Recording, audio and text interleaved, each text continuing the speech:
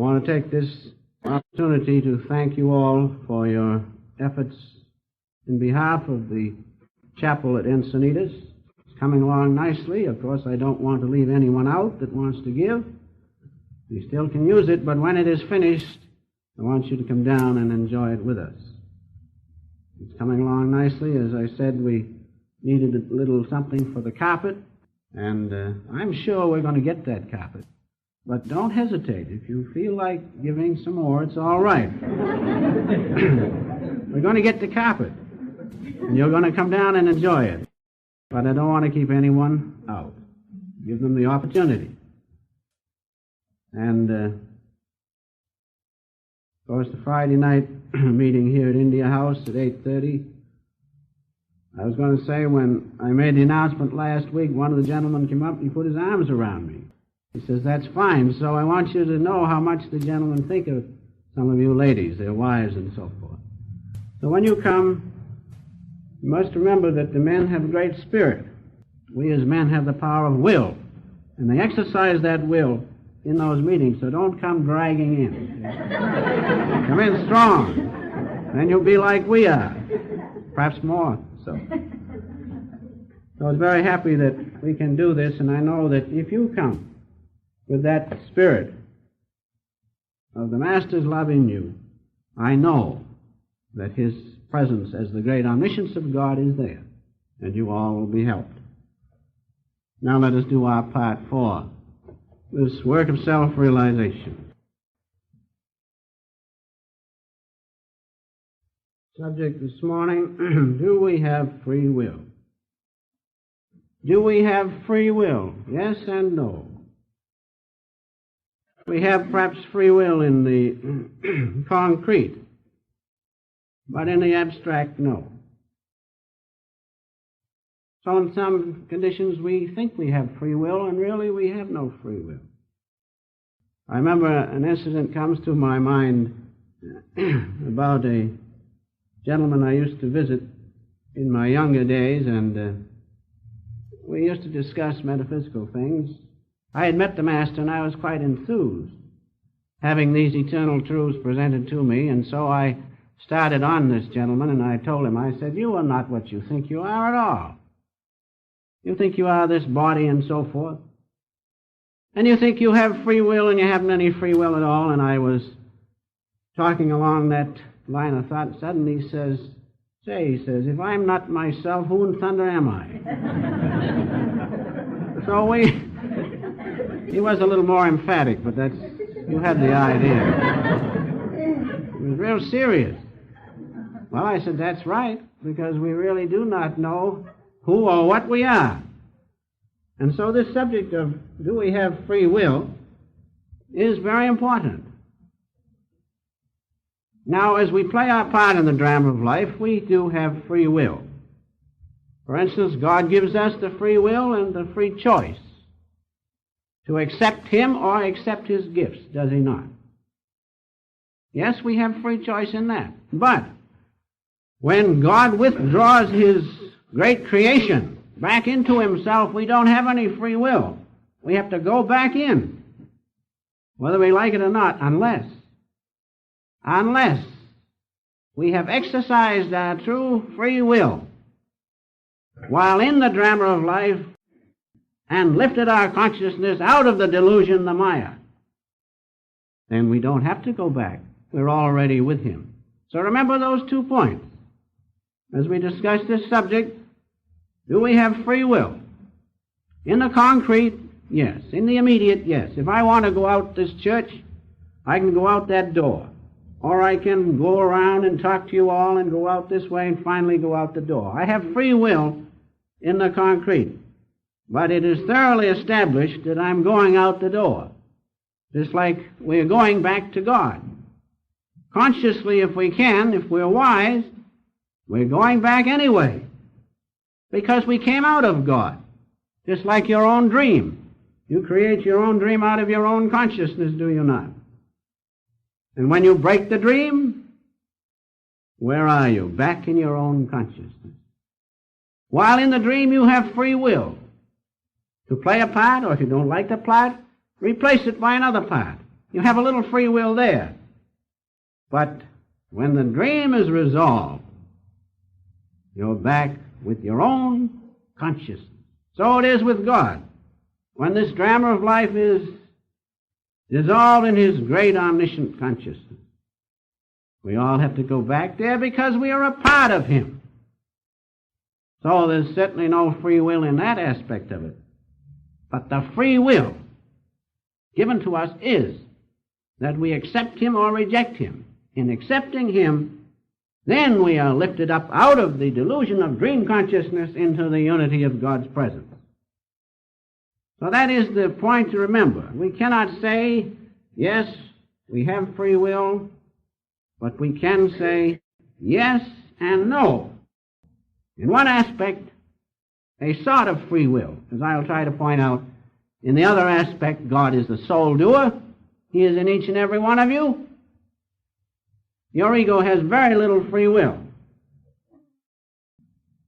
The only free will that we have, and that's why we have been given free will, is that we get out of this delusion, this Maya, as Lord Krishna said, every man walketh the world deluded. Get out of my Maya, get out of my delusion. Now, if you use your free will in that aspect, that's wonderful. Because then you rise above duality of consciousness into the unity of God's omniscience. His one reality is God alone. God is the sole doer. If we use our will that way, then we are exercising free will. Now there are two kinds of free will. This is very important. There was one kind called ordinary free will. I've called it the do as I please free will. You get up some morning and you start out and you say, today I'm going to do just as I want. I'm going to do just as I please. But are you? That's the point. Are you? You walk down the street. The latent impulses within you come up and they begin to suggest this and that, and you react to your environment according to the dictates of those latent impulses within you and habits. And so you go by the bakery and you look in the window. Why?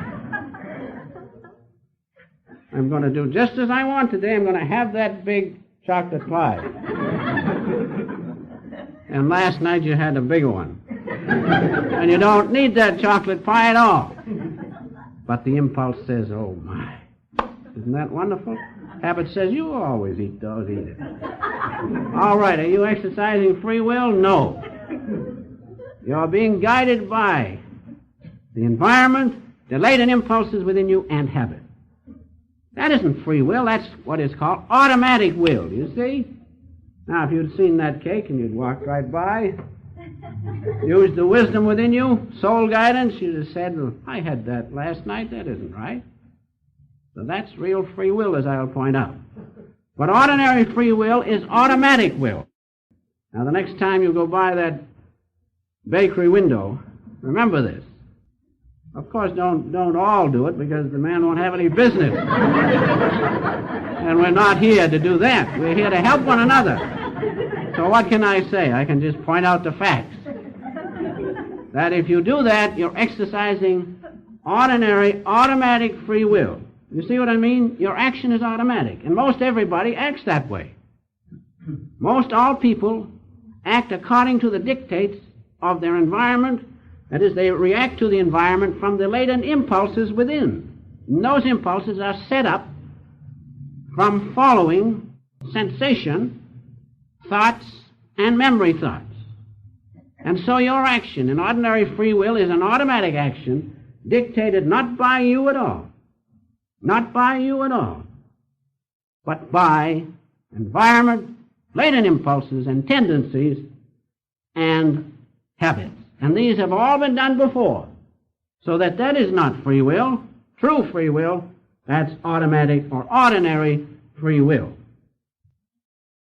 Now, as I have said, you didn't decide what you were going to do at all. But it was decided for you in a very subtle way. You didn't know anything about it. Up came these impulses. You need that cake. And you can't resist. While you're in that state of lower consciousness, Now, ordinarily, we live, as I said a few moments ago in the Bible reading, in the three lower centers of the spine. That's where the reactions take place. That is, you feel, not with your fingers, but you feel in the inner part of you. You taste inside. And you hear in the spiritual part of you within. That's known. So, most of us live in the three lower centers of the spine, in that consciousness. And that's more or less automatic. So that as long as we are in that, we are acting automatically, according to the law of cause and effect karma. We keep laying up these new impulses. And as long as you stay there, you're in delusion. And as long as you go by that bakery window and you succumb to those latent impulses within you, you lay up more. You understand? How are we ever going to get through with it? That's a very important thing. It's like the snowball. As you roll it along, you don't have snow here. But back east we have snow, see?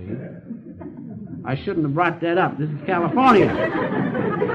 But nevertheless, just now that I've started, you roll the snowball and it picks up snow. So, as we live in this automatic consciousness, being subject to the latent impulses within us and habits reacting to our environment, we keep adding new latent impulses.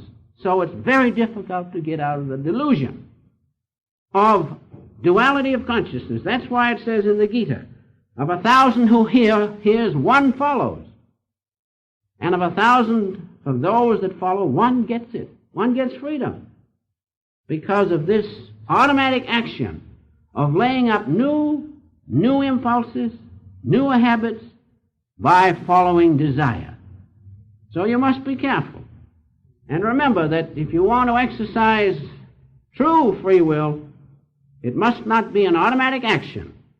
We must not be automatons, following the dictates of habits, emotions, latent impulses within us.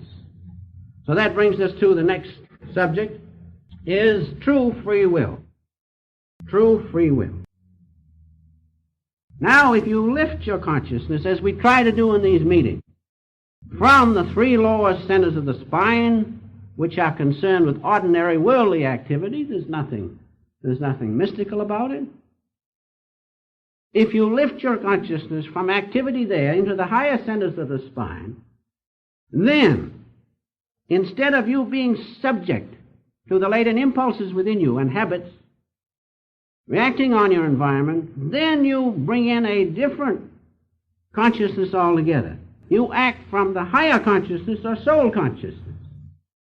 And it is not automatic action. You understand? It is independent action. So every time you do a good thing, every time you go by that window, and you lift your consciousness up and reason from wisdom's side and pass by, that's independent action. And when you do that, you're using true free will. Because you are not subject to the dictates of worldly consciousness laid up by following sensation thoughts and memory thoughts, but you're following the dictates of your soul consciousness. Now that's independent action. When you do that, that is true free will. And that leads to true freedom. When you follow automatic action, there's no freedom. It never comes because you lay up more impulses. They keep you down on that level. But when you lift your consciousness and react from soul consciousness, do independent action, not automatic action. You'll do real, constructive, independent action from the higher vantage point of soul consciousness. That's true free will, and with that you progress. You do not progress by following automatic action. Those of you who know that, you know, those of you who play the piano or a musical instrument, if you play automatically, you play automatically. But until you make the definite effort to do some constructive practicing with independent action, you don't progress. And so it is with true free will. True free will comes by following the dictates of higher soul consciousness, acting independently, not automatically, by following habits, impulses, and environment.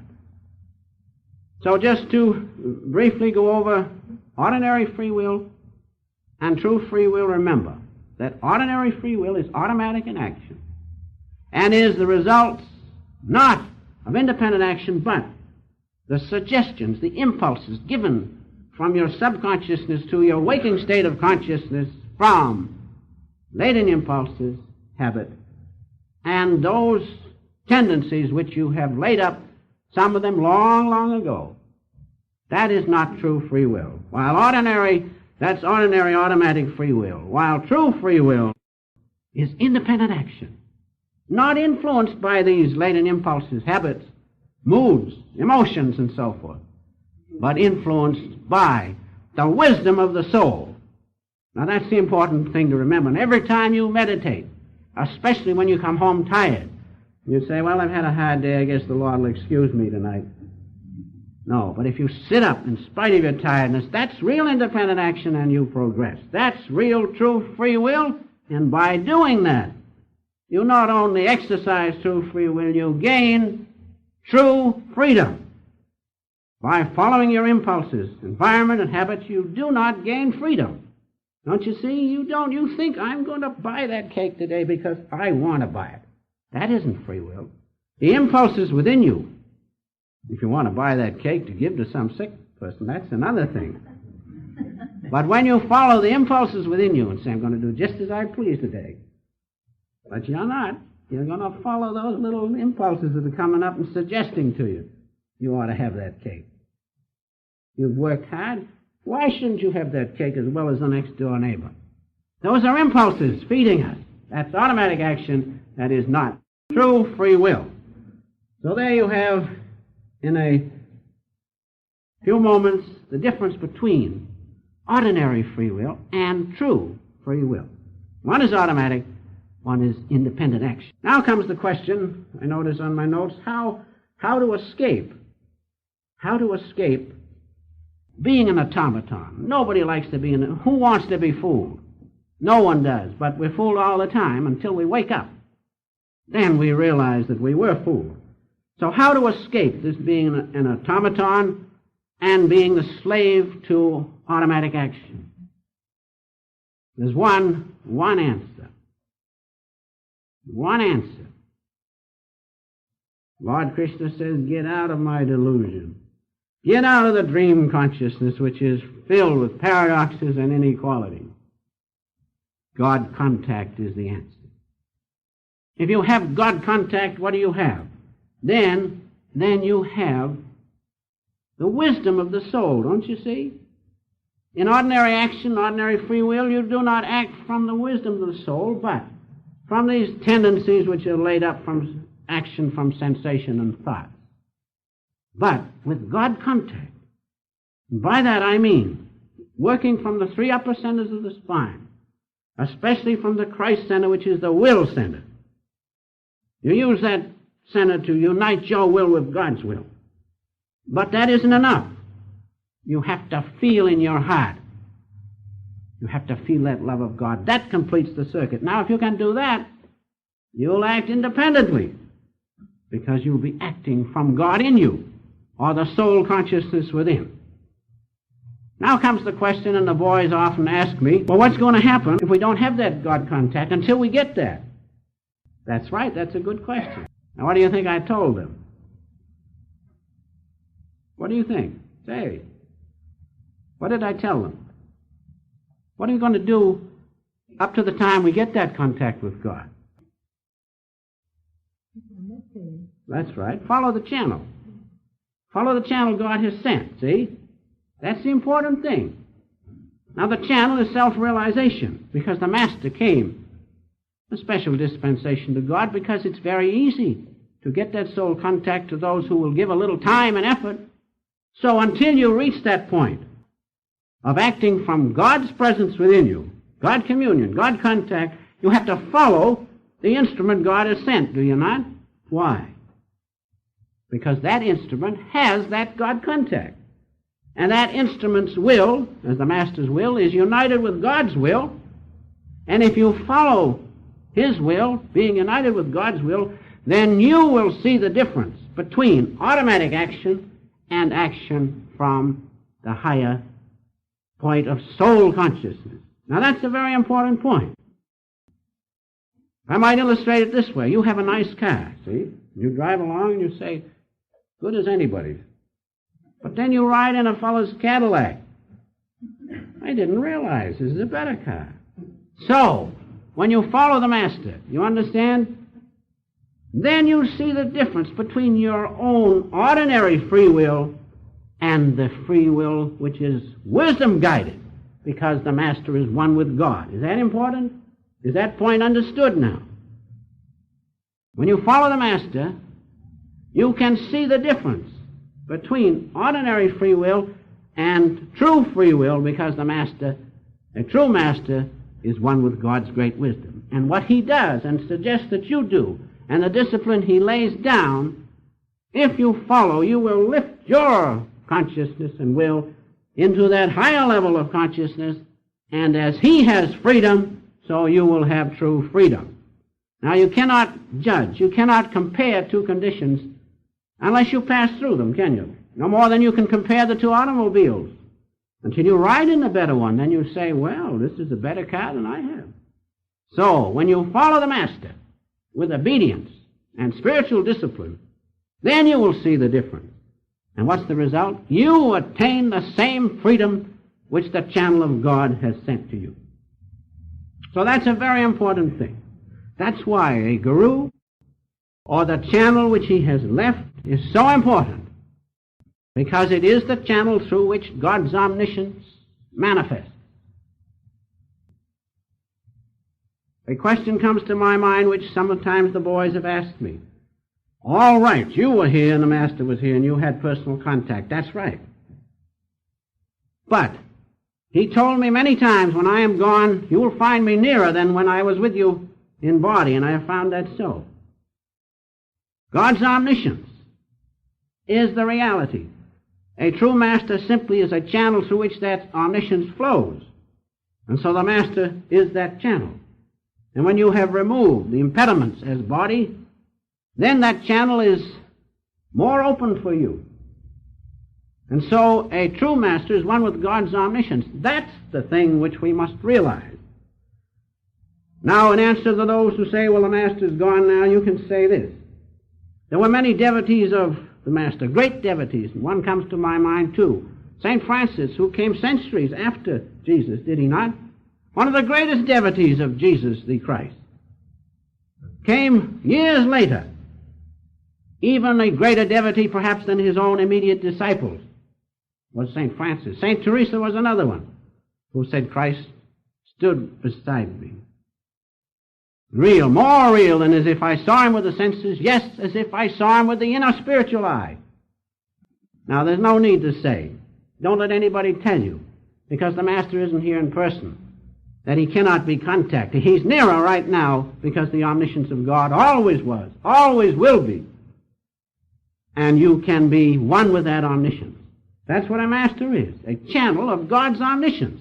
Jesus the Christ, who manifested Christ consciousness. Buddha the Christ, the great one's Christ, Babaji Larry Masha, the beloved Master who manifested Christ's consciousness. Is the personality, is the body the reality? No. It's the presence of God in those great ones as the Christ consciousness that is the reality. And so, when anyone says to you, too bad I didn't meet the Master, I know it would have been better. No. Don't accept that, because God's omniscience is the most immediate thing in your consciousness. You couldn't breathe, think, feel, or do anything except his omniscience is there. But the Master has left a channel.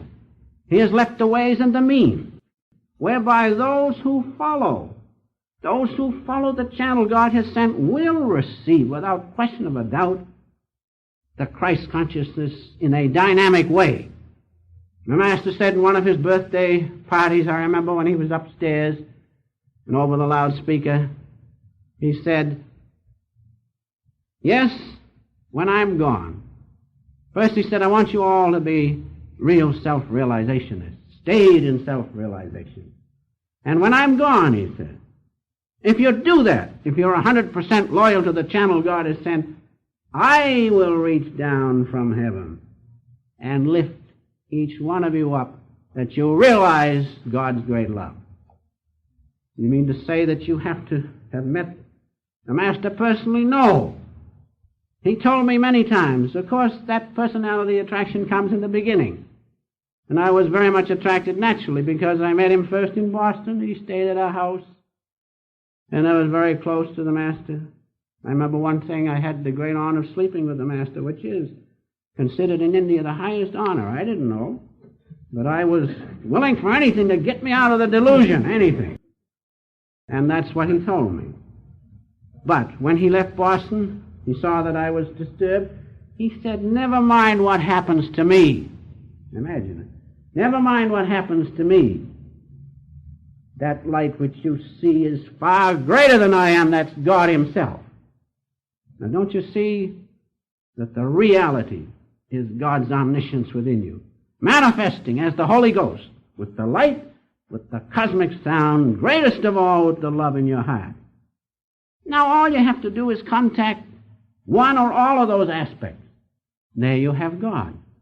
Why saved? I didn't meet the Master, too bad. It is too bad, but he is there, closer to you now than ever.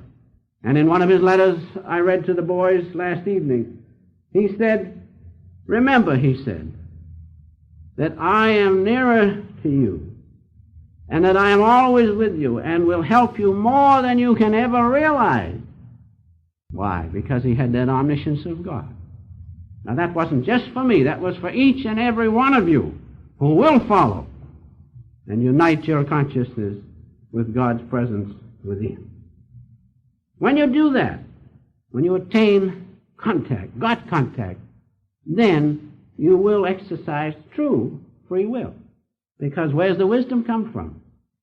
Not in sensation, not in intellect, not in mind, not in inference and reason, because your reason is determined by all your little habits and ideas.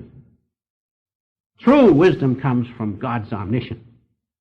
So if you unite your will with God's wisdom-guided will, then you will exercise true free will by acting independently, in an independent way, not automatically, but with the independence of soul consciousness.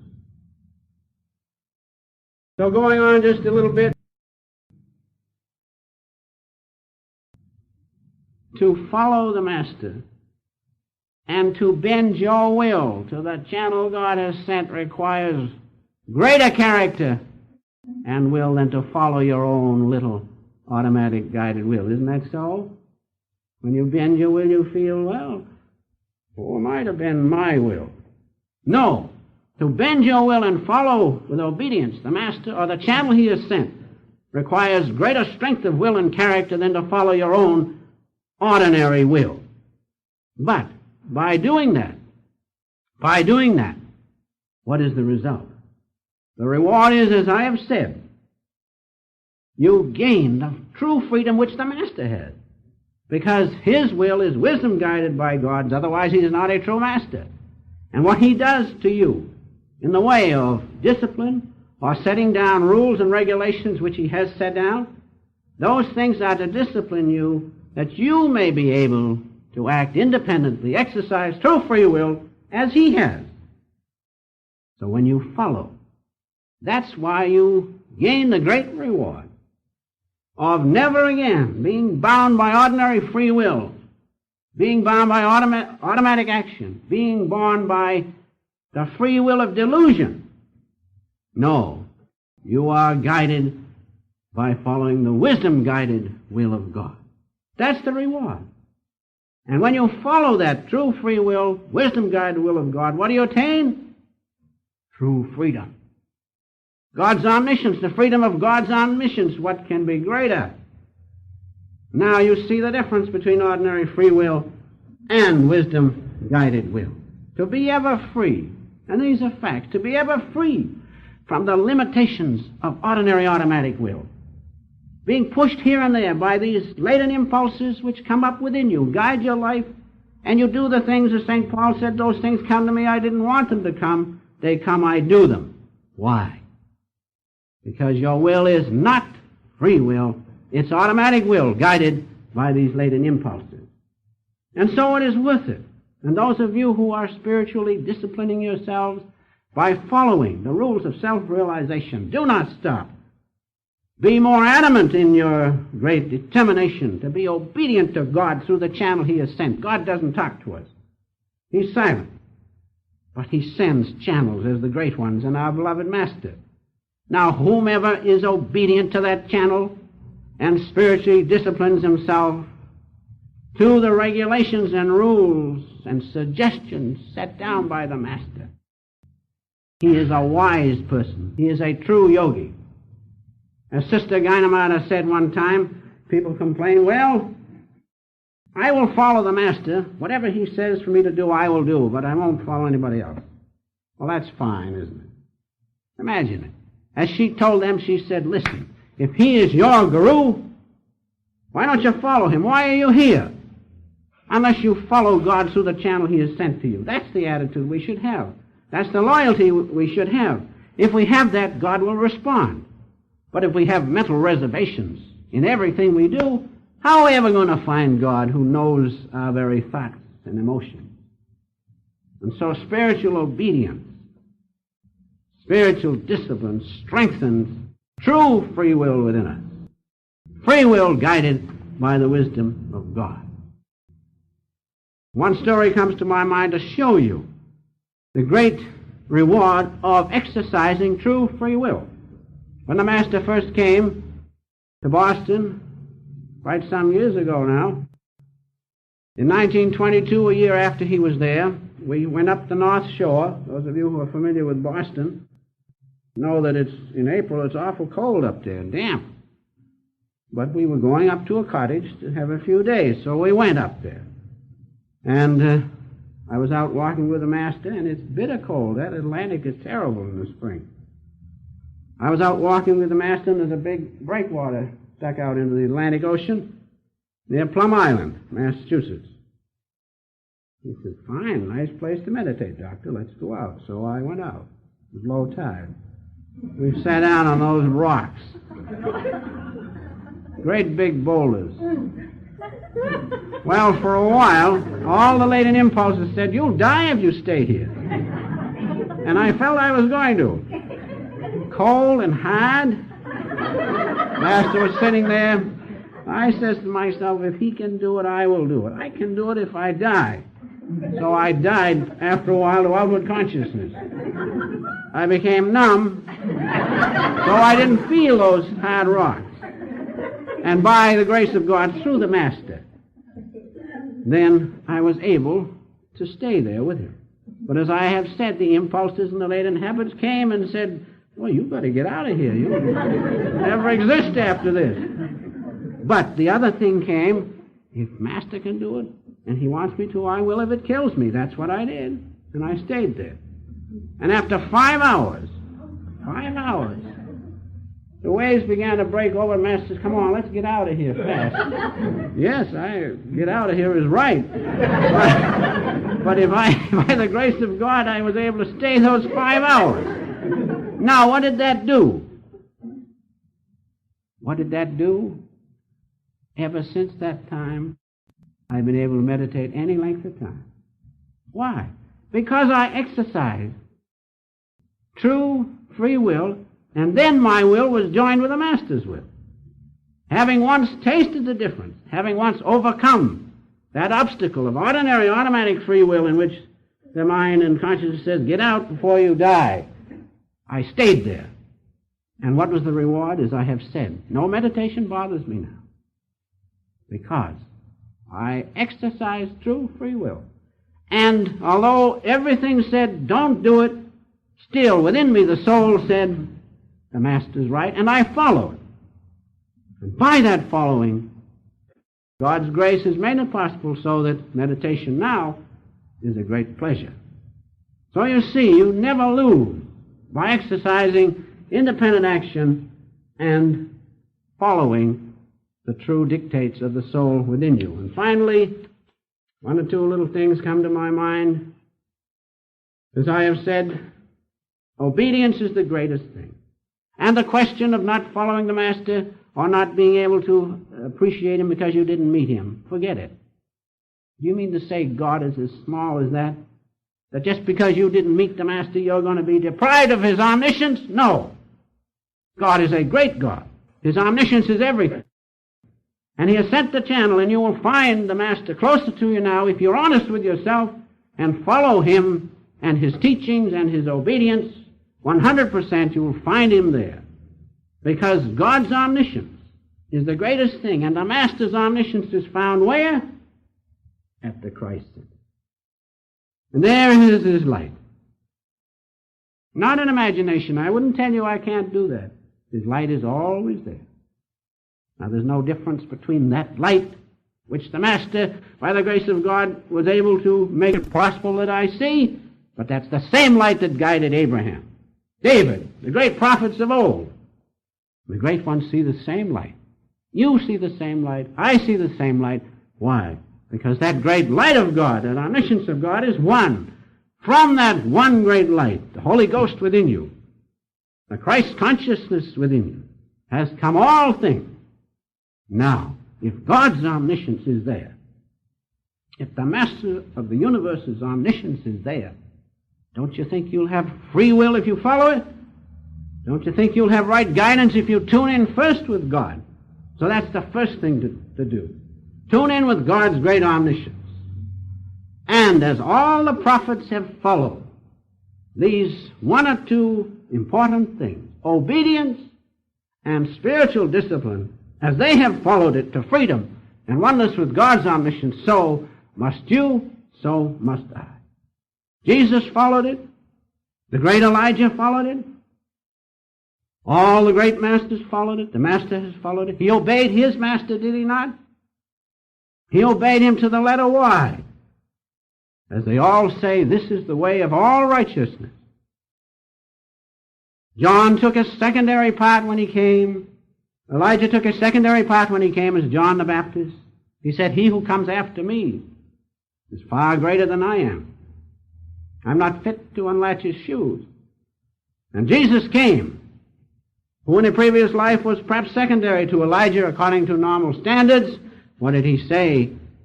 When he wanted to be baptized, John says, no, I'm not fit. Jesus says, baptize me. This is the way of all righteousness. This is the obedience, the spiritual discipline which I must follow. And so through all the link of the masters, down to our own Master, they followed that spiritual obedience, spiritual discipline which lifted their ordinary free will into the true free will of God's omniscience. As they did, those great shining lights, and have set the example, so must we follow them.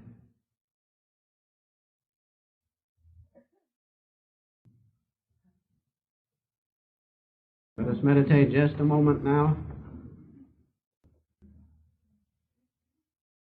By the power of God here this morning, our consciousness has been lifted through the channels of the great ones, the great rays of spiritual light, into the region of His great love and consciousness. Now hold that just for a moment with the greatest strength of will that you have, by looking intently at the Christ Center, praying deeply through your own intuitions. Father, reveal thyself. Reveal thyself. And then feel in your heart, feel that great all-pervading love.